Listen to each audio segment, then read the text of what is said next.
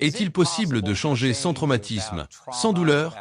Aujourd'hui, je vais parler de la façon dont vous pouvez opérer un changement sans effort. Restez à l'écoute.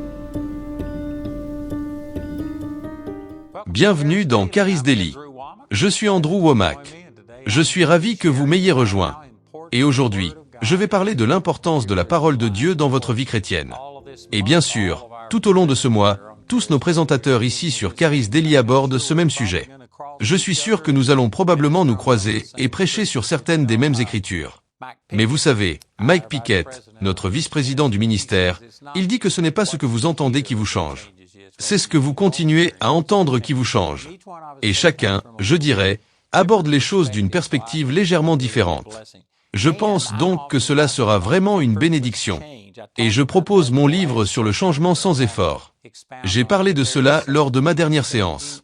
Je ne vais pas m'étendre là-dessus, mais il existe une manière de changer sans effort. Et la façon de le faire est de prendre la semence de la parole de Dieu et de la planter dans votre cœur. Voici quelques versets auxquels j'ai déjà fait référence, mais je veux vous rappeler. La première épître de Jean, chapitre 5, verset 4, dit « Car tout ce qui est né de Dieu triomphe du monde. Et c'est là la victoire qui triomphe du monde, notre foi. Et si la foi est la victoire qui conquiert le monde, comment obtenir la foi? Eh bien, Romains 10, 17. Ainsi, la foi vient de l'écoute et l'écoute par la parole de Dieu. Ainsi, enseigner à partir de la parole de Dieu, ou devrais-je dire que vous vous immergez dans la parole de Dieu et recevez la révélation de celle-ci est absolument essentiel. Et c'est la principale raison pour laquelle je crois que la plupart des chrétiens vivent bien en dessous de leurs privilèges. C'est parce qu'ils prient Dieu pour qu'il les guérisse, les fasse prospérer, les délivre, ouvre des portes, leur accorde de la sagesse, toutes ces sortes de choses, mais ils ne prennent pas la semence de la parole de Dieu. Et c'est ainsi qu'il se révèle à nous. C'est vraiment significatif. Et le fait même que vous regardiez ce programme montre que vous êtes engagé, que vous comprenez l'importance de la parole de Dieu pour vous. Ainsi, vous vous dirigez dans la bonne direction. Mais la plupart des personnes avec lesquelles je traite, y compris moi-même, nous pourrions simplement faire tant de choses de plus. Nous laissons le monde nous interférer avec le temps que nous pourrions passer dans la parole. Vous savez, je ne le sais pas personnellement, mais j'ai lu une enquête et ils disent que l'Américain moyen passe jusqu'à 4 à 5 heures par jour sur son téléphone. Et je peux vous garantir que ce n'est pas pour lire la Bible. Et cela ne concerne pas les appels. La plupart du temps, c'est se concentrer sur les gros titres, jouer à des jeux, faire des choses. Nous venons de passer une énorme quantité de temps qui, à la lumière de l'éternité, n'a pas beaucoup d'importance. Lorsque vous comprenez à quel point la parole de Dieu est importante pour votre vie, cela vous amènera à dévorer la parole de Dieu. Je voudrais donc revenir sur le chapitre 4 de Marc. J'ai fait référence à ces éléments dans mon enseignement précédent ce mois-ci sur le pouvoir de la parole de Dieu. J'ai mentionné une partie de cela, mais je veux simplement entrer dans quelques détails à ce sujet, examiner certaines des choses que Jésus lui-même a enseignées. Jésus enseignait le fonctionnement du royaume de Dieu. Et bien sûr, c'est lui qui a établi le royaume de Dieu. Il est le Seigneur sur toutes ces choses. Et donc, nous devons suivre ses instructions. Et voici ce qu'il dit. En fait, il a donné 10 paraboles en un jour. Vous devez combiner Matthieu, Marc, Luc et Jean pour y parvenir. Mais ici même dans Marc, il y a un certain nombre. Je pense qu'il y a 4 paraboles rien que dans ce livre ou ce chapitre de Marc chapitre 4. Et il a dit cela dans Marc chapitre 4 au verset 13. Lorsque ses disciples lui ont demandé d'expliquer ce que signifiait cette parabole du semeur, concernant la semence. Il a dit cela dans Marc 4. 13, il a dit, « Ne savez-vous pas cette parabole? Et comment alors saurez-vous toutes les paraboles? » C'est la clé pour déverrouiller tout ce qu'il a enseigné, c'était de comprendre cette parabole. Donc, c'est vraiment important. Et je peux simplement témoigner dans ma propre vie qu'il y a probablement 52 ou 53 ans, c'est à ce moment-là que Dieu m'a révélé cette parabole. Et c'est presque ce que j'enseigne tout le temps. En fait, j'ai entendu certaines personnes dire que si vous prenez simplement sa Bible et l'ouvrez, elle s'ouvrira automatiquement au chapitre 4 de Marc. C'est à quel point j'ai prêché là-dessus. Et cela a changé ma vie. Et je veux simplement vous encourager. Comme Jésus l'a dit, c'est la clé pour comprendre toutes ces paraboles. Donc, je vous encourage à s'il vous plaît ouvrir votre cœur et recevoir cela. Si vous pouviez comprendre ces vérités et ensuite conformer votre vie à ce que le Seigneur enseigne ici même dans cette parabole, je vous garantis que cela changera complètement votre vie. Et c'est essentiellement le fondement de ce livre. Et ce livre est encore un cadeau pour vous si vous allez à Charis chaque jour. Vous pouvez vous inscrire et obtenir cela comme notre cadeau gratuit. Et cela développera davantage ce sujet et mettra en avant de nombreux autres versets. Alors, regardons cela. Au verset 14, il commence à expliquer la parabole. Tout d'abord, permettez-moi de résumer rapidement la parabole qu'il a donnée au tout début de ce livre. Les gens à cette époque ne traçaient pas de sillon et ne plaçaient pas leurs semences de la manière dont nous le faisons aujourd'hui. Vous pouvez en réalité obtenir une plus grande récolte si vous le faites comme nous le faisons aujourd'hui en plantant et en espaçant vos graines. Mais à l'époque, ils avaient et certains des semences seraient mangées. Certaines d'entre elles atterriraient sur des rochers et ne porteraient jamais de fruits, mais certaines d'entre elles atterriraient sur un sol fertile et elles produiraient. Et c'est ainsi qu'il est planté à cette époque, et c'est l'illustration qu'il utilise. Et donc, au verset 14, il commence à donner l'interprétation de cette parabole, et il dit, « Le semeur sème la parole ». Il clarifie bien. Je n'enseigne pas comment être agriculteur. J'utilise des choses que les gens comprennent déjà. C'était une société agricole, et ils comprenaient l'agriculture. C'est ainsi qu'ils vivaient et existaient. Et ils prenaient des lois naturelles qu'ils comprenaient, établissaient des relations avec des vérités spirituelles en faisant des comparaisons. Et je pense que c'est formidable qu'il ait utilisé la graine pour illustrer le mot, car s'il avait utilisé autre chose, s'il avait utilisé un système créé par l'homme comme, par exemple, parler de l'école. J'ai un collège biblique, et nous faisons des tests, et vous devez réussir ces tests. Mais un système créé par l'homme peut être contourné. Vous pourriez en fait copier la réponse de quelqu'un d'autre. Vous pourriez simplement ne pas prêter attention en classe. Puis vous pourriez bachoter pour votre test la veille du test et mettre toutes les informations dans votre mémoire à court terme. Mais vous ne l'avez pas vraiment appris. Ce n'est pas dans votre cœur. Vous pourriez réussir l'épreuve, obtenir une note et continuer, mais vous ne l'avez pas appris. Et donc, voyez-vous, vous pouvez tromper un système créé par l'homme, mais vous ne pouvez pas tromper une récolte. Vous ne pouvez pas attendre la nuit avant la récolte et ensuite rester éveillé toute la nuit à planter des graines, à arroser et à fertiliser et à faire toutes les choses que vous auriez dû faire pendant 6 mois. Vous ne pouvez pas consacrer tous ces efforts à une seule nuit avant la récolte. Vous devez respecter les lois que Dieu a établies. Il y a la semence, puis le temps, et ensuite la récolte. Et c'est une loi que Dieu a faite. Ainsi, il la compare à une loi naturelle instituée par Dieu qui ne peut pas être violée. Et vous savez, dans le naturel, nous comprenons cela. Nous penserions à une personne, un fou qui a attendu jusqu'à la nuit avant la récolte et a semé sa graine. Et puis, quand cela ne pousse pas et qu'il s'énerve contre Dieu, en se demandant pourquoi cela n'a pas fonctionné, vous n'avez pas respecté les lois. Vous voyez, nous dirions que c'est insensé. Nous penserions qu'une femme qui souhaite avoir un enfant, et pourtant elle n'a jamais eu de relation avec un homme, et qu'elle prie simplement pour avoir un bébé, mais elle n'a jamais eu de relation physique. Nous pensons que c'est futile. Cela ne fonctionne pas de cette manière. Mais saviez-vous que dans le domaine spirituel, il y a des gens qui prient pour la guérison, et ils n'ont jamais pris la semence de la parole de Dieu et l'ont plantée dans leur cœur. Je dis cela avec amour. Je n'essaie de blesser personne. J'essaie simplement de souligner que Dieu a des lois spirituelles, tout comme il y a des lois naturelles. Et si vous priez pour une guérison, mais que vous ne prenez jamais la parole de Dieu pour l'enraciner dans votre cœur, eh bien, cela ne fonctionne pas de cette manière. Psaume 107.20 dit, « Il envoya sa parole et les guérit et les délivra de leur destruction. » Et si vous ne prenez pas la parole de Dieu, la parole de Dieu vous apporte la santé. L'Évangile selon Marc, ou plutôt, les Proverbes chapitre 4. C'est autour du verset 20 ou 22. Il est dit que la parole de Dieu est santé pour toute votre chair et vie pour ceux qui la trouvent. Ainsi, la parole de Dieu contient littéralement sa puissance, sa foi. C'est comme une graine et vous devez la semer. Nous penserions qu'une personne est folle si elle s'allongeait simplement sur le sol et priait dessus en jeûnant, puis ne comprenait pas pourquoi rien ne pousse. Eh bien, de la même manière, il y a des personnes qui jeûnent et prient. Ils iront à des conférences. Ils supplieront Dieu. Ils feront toutes sortes de choses et mobiliseront la chaîne de prière. Ils fournissent tous ces efforts, mais ils ne plantent pas la parole de Dieu dans leur cœur. J'ai en fait eu des personnes qui sont venues me voir auparavant, demandant la guérison d'une maladie ou autre.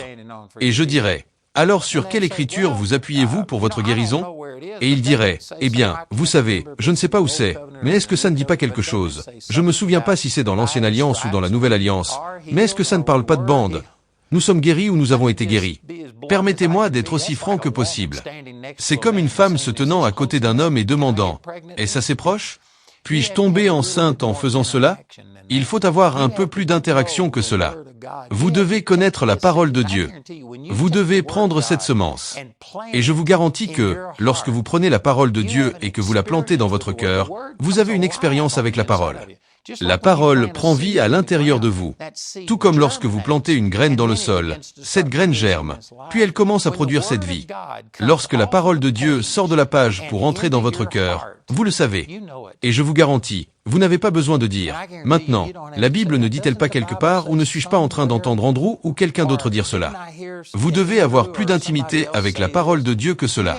Vous savez, je me souviens du temps où Jamie et moi venions de nous marier. Nous vivions dans une petite maison à Seagalville, au Texas. Et de toute façon, c'était un désastre. Nous avions des difficultés, mais je n'avais pas entendu de passage sur la guérison et je me souviens avoir eu quelque chose comme la grippe. Je ne sais pas ce que c'était, je ne suis pas allé chez le médecin pour le découvrir.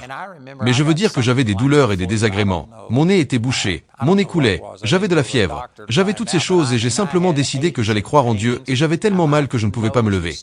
Je veux dire que j'étais en douleur. Mais je ne voulais pas m'allonger et simplement m'endormir. Je voulais combattre cette chose. Nous avions un tout petit endroit et nous avions des parquets.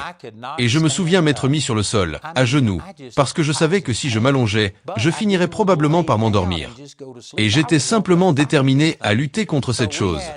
Je me suis mis à genoux et j'ai placé ma Bible devant moi. Et j'ai commencé à chercher des versets. Ésaïe 53, 5, Matthieu 8, 16 et 17, 1 Pierre 2, 24, et ça continue comme ça, 3 Jean chapitre 1 verset 2. J'ai pris tous ces versets et pendant 8 heures, j'ai fait ça pour m'empêcher de m'endormir. Je réciterais ces écritures, je les lirais, je les réciterais et j'étais à genoux, et je poussais la Bible avec mon nez en essayant de rester éveillé et en combattant ces choses, et j'ai fait cela pendant environ 8 heures. Je ne dis pas que vous devez faire cela, mais ce que je dis, c'est que je devais obtenir cette parole et la foi qui était dans ces mots. Et je devais l'extraire de ces pages, et je devais l'inscrire dans mon cœur. Vous savez, il y a un verset dans Josué chapitre 1, verset 8 qui dit, « Ce livre de la loi ne s'éloignera point de ta bouche, mais tu méditeras jour et nuit afin de veiller à agir conformément à tout ce qui est écrit. Car alors tu rendras tes voies prospères, et alors tu auras du succès. » Remarquez le lien entre ces mots. Ils ne doivent pas quitter votre bouche, mais vous devez les méditer. L'une des façons de méditer est de prononcer la parole de Dieu. Et donc, je prenais ces versets, et pendant toute la nuit, je parcourais en répétant des écritures sur la guérison. Saviez-vous qu'à ce jour, cela fait 52 ans. Et à ce jour, je peux citer ces versets. Ils ne sont pas sur une page. J'ai eu une interaction avec eux. Ils sont devenus vivants en moi. Et au cours des 52 dernières années, je n'ai eu que 3 braises en 52 ans. Et je ne dis pas cela pour condamner qui que ce soit ou pour me mettre en avant. Je le dis pour vérifier qu'une fois que la parole de Dieu prend vie, c'est comme une graine, mais vous avez une plante dans votre cœur. Cela ne peut pas simplement être proche de vous. Cela ne peut pas être seulement dans votre tête. Vous devez l'absorber. Vous devez l'intégrer en vous. Et quand la parole de Dieu prend vie dans votre cœur, vous le savez. Vous savez, Jésus dans le 24e chapitre du livre de Luc, il marchait avec les disciples sur la route d'Emmaüs et il les réprimandait et les admonestait parce qu'ils ne croyaient pas aux prophètes et aux prophéties que Jésus lui-même avait données. Et il est dit que leurs yeux étaient retenus et qu'ils ne savaient pas qui il était jusqu'à ce qu'enfin ils atteignent leur destination. Ils lui demandèrent d'entrer et, alors qu'il rompait le pain et priait sur le repas, leurs yeux s'ouvrirent et ils reconnurent qui était Jésus, et il disparaît de leur vue. Et ils ont dit cela dans le chapitre 24 de Luc. Ils ont dit, « Nos cœurs n'ont-ils pas brûlé au-dedans de nous pendant qu'il parlait avec nous en chemin ?» Lorsque la parole de Dieu prend vie en vous, elle brûle en vous. Je ne sais pas comment l'autre décrire. Et je ne décris pas vraiment une sensation physique, mais spirituellement, émotionnellement, la parole prend vie en vous. Vous savez, j'ai été béni par le Seigneur. J'ai pris la parole de Dieu et j'ai vu mon fils ressusciter après avoir été mort pendant plus de 4 heures, revenant sans aucune lésion cérébrale, pas plus que ce qu'il avait avant. J'ai vu ma femme ressusciter. J'ai vu des yeux aveugles s'ouvrir, des oreilles sourdes s'ouvrir. J'ai vu des gens sortir de fauteuils roulants. J'ai vu de grands miracles. J'ai vu Dieu pourvoir à mes besoins. J'ai vu Dieu changer des vies. Mais si quelqu'un devait dire, quelle est la plus grande expérience que vous ayez jamais eue? Ce ne serait pas aucun de ces miracles. Vous savez, la plus grande chose dans ma vie est quand j'étudie la parole et je cherche Dieu et Dieu me parle et cette parole prend vie dans mon cœur. Et certaines personnes peuvent penser que c'est étrange après toutes ces autres choses que j'ai mentionnées. Faire en sorte que la parole prenne vie est la chose la plus importante.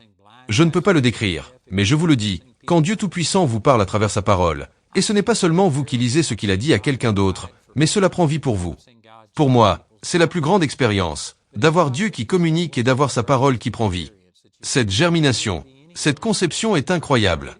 Quoi qu'il en soit, j'ai passé beaucoup de temps sur ce seul verset où le semeur sème la parole. Mais il est si important que vous compreniez que le royaume de Dieu dépend autant de la parole de Dieu que ce monde physique naturel dépend des graines physiques. Saviez-vous que toutes les plantes, tous les animaux, les gens, tout ce qui est vivant sur cette planète provient de graines? Et de la même manière que cela est vrai dans le domaine spirituel, c'est vrai, je veux dire, le domaine physique, c'est vrai dans le domaine spirituel. Vous devez simplement comprendre ce concept que si vous avez un besoin financier, cela se trouve dans la parole. Tout ce que vous devez faire, c'est prendre des versets et méditer dessus. Vous savez, il y avait une époque dans les années 90 où je savais dès le départ que le Seigneur voulait que j'atteigne des personnes à travers le monde.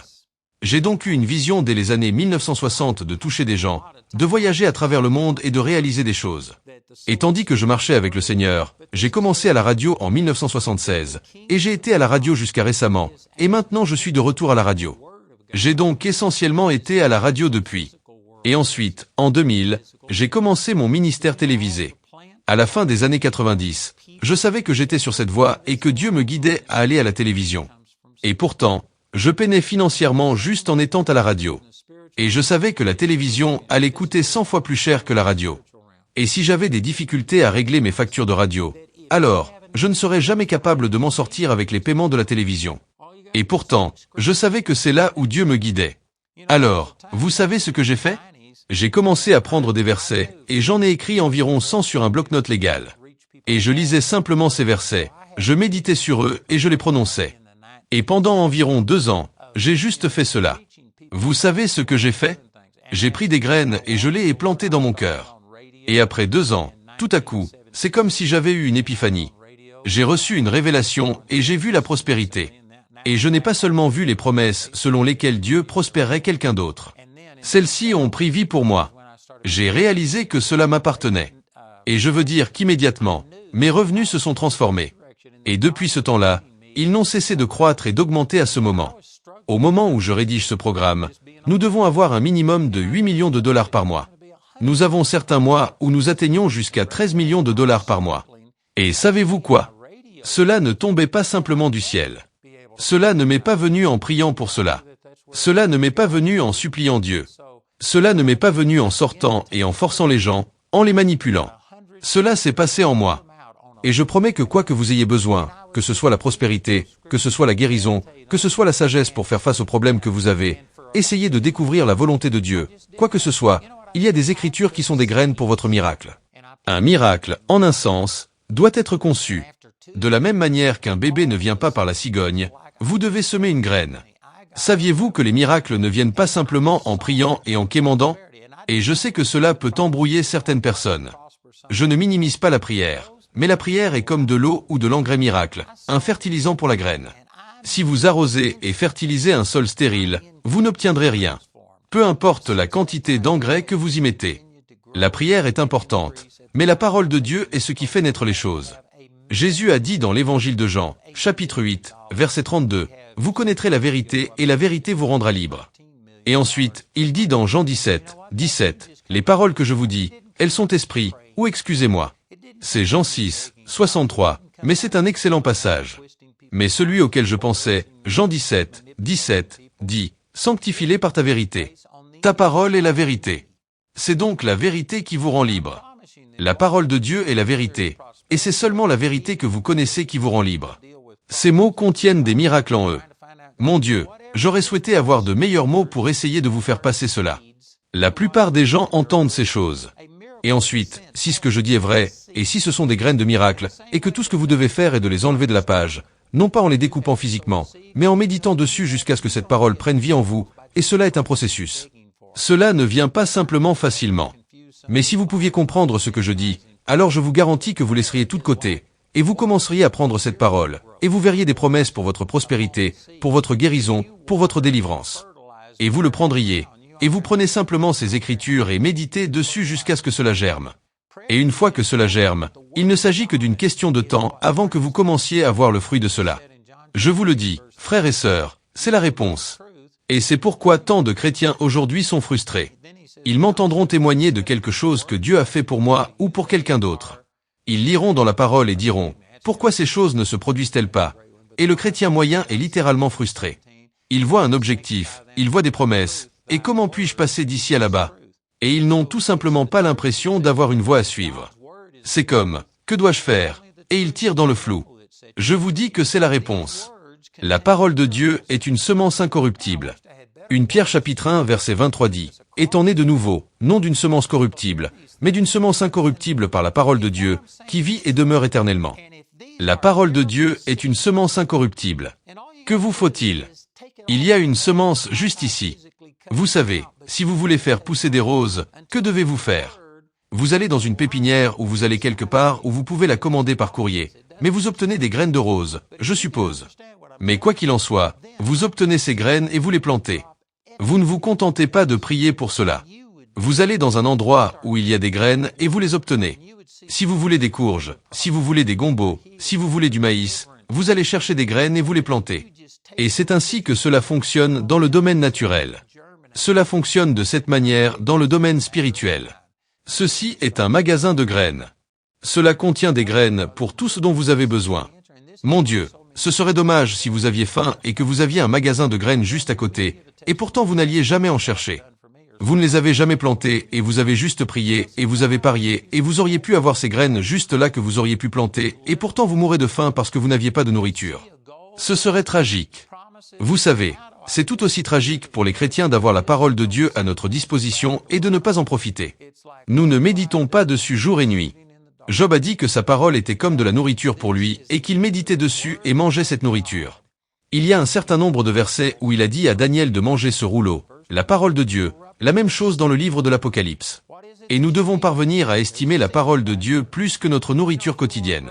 Savez-vous que vous ne mangez pas seulement une fois? Vous savez, ce n'est pas comme si vous aviez mangé cette semaine et que vous ne mangiez pas la semaine suivante ou quelque chose comme ça. Vous devez constamment manger et maintenir ces choses en marche. Vous devez être constamment dans la parole de Dieu. Et encore une fois, la plupart des gens fonctionnent selon ces cycles où ils rencontrent des problèmes et se concentrent sur le Seigneur, prient, s'immergent dans la parole et font ces choses. Ils se préparent à la dernière minute et ils peuvent obtenir une victoire et obtenir quelque chose. Mais ensuite ils se retrouveront à nouveau en crise car vous ne prenez pas la parole et ne l'ensemencez pas continuellement. Vous savez, un agriculteur doit anticiper, ne pas attendre d'avoir faim, ne pas attendre la récolte avant d'aller semer ses graines. Il doit anticiper qu'il va avoir faim s'il ne sème pas cette graine. Vous devez adopter cette même attitude et reconnaître que vous tenez la parole de Dieu en plus haute estime que votre pain quotidien et que vous méditez constamment dans la parole de Dieu.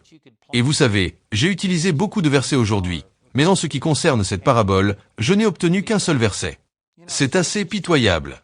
Mais je vous garantis que les vérités que j'ai partagées avec vous aujourd'hui sont puissantes et je vous encourage vivement à saisir ces vérités. Je partage avec vous ce qui a fonctionné pour MOI.ET, vous savez. Cela fait maintenant 56 ans que je suis dans le ministère et j'ai vu Dieu accomplir de grands miracles et c'est mon témoignage. Je vous dis ce qui a fonctionné pour moi, c'est la parole de Dieu. Je ne suis pas éduqué dans le sens où la plupart des gens l'entendraient. J'ai fait un semestre à l'université et j'ai abandonné. Mais je vous garantis que d'être dans la parole de Dieu est une éducation. Connaître la parole de Dieu est la plus grande éducation que vous puissiez recevoir. Dans les psaumes 119, quelque part autour du verset 99 ou 100, il est dit « J'ai plus de compréhension que tous mes enseignants car tes témoignages sont ma méditation. » Si vous vous plongez dans la parole de Dieu, vous verrez qu'elle vous enseignera des choses comme celle-ci. La raison pour laquelle nous voyons notre société prendre cette direction est qu'elle ne reconnaît pas la parole de Dieu. D'une certaine manière, ils improvisent au fur et à mesure. Ils se sont fait Dieu. Ils disent « Je me moque de ce que dit la parole de Dieu. Voici ce que je pense. C'est ainsi que j'ai été élevé. Voici ce que ma société dit. » Et ils se reposent simplement sur leur propre compréhension. Cela ne fonctionne pas comme ça. Donc, lors de ma prochaine session, je vais continuer à enseigner sur ce sujet. Et finalement, je vais aborder cette parabole en l'expliquant. Mais les choses que j'ai dites aujourd'hui pourraient changer votre vie. Et ceci n'est qu'une partie de ce qui se trouve dans ce livre. J'ai développé tout cela, et nous le mettons à disposition gratuitement. Vous pouvez vous rendre sur vous inscrire et recevoir ce livre chez vous. Et je te promets, c'est un changement de donne. J'ai probablement eu plus de personnes commenter cet enseignement que sur tout autre sujet. La seule autre chose qui pourrait égaler cela est mon enseignement sur l'esprit, l'âme et le corps. Mais j'ai eu beaucoup de personnes qui ont dit que c'était un tournant, et ce sont juste les vérités fondamentales que je partageais avec vous aujourd'hui. C'est génial. Et donc, nous avons également des personnes à nos téléphones, nous avons un numéro à l'écran, et notre centre d'appel est ouvert 24 heures sur 24, 7 jours sur 7, et vous pouvez appeler, et vous pourriez recevoir une prière. Et vous pouvez appeler et demander ce livre. Il existe de nombreuses façons de le recevoir. Mais je vous encourage simplement à prendre ces vérités dont nous avons parlé aujourd'hui. Et comme le dit l'Écriture, ne les prenez pas simplement comme le mot de l'homme, mais prenez-le comme il est en vérité, la parole de Dieu qui vit et demeure pour toujours. Aujourd'hui, j'ai craché des graines de ma bouche que si vous les laissez entrer dans votre cœur, elles germeront, et je vous garantis qu'elles produiront des miracles. C'est la façon dont Dieu a prévu que nous recevions ces bénédictions, c'est à travers l'acceptation de la semence de la parole de Dieu et son implantation dans notre cœur. Alors allez le consulter. Procurez-vous ce livre. Nous serions ravis que vous l'ayez.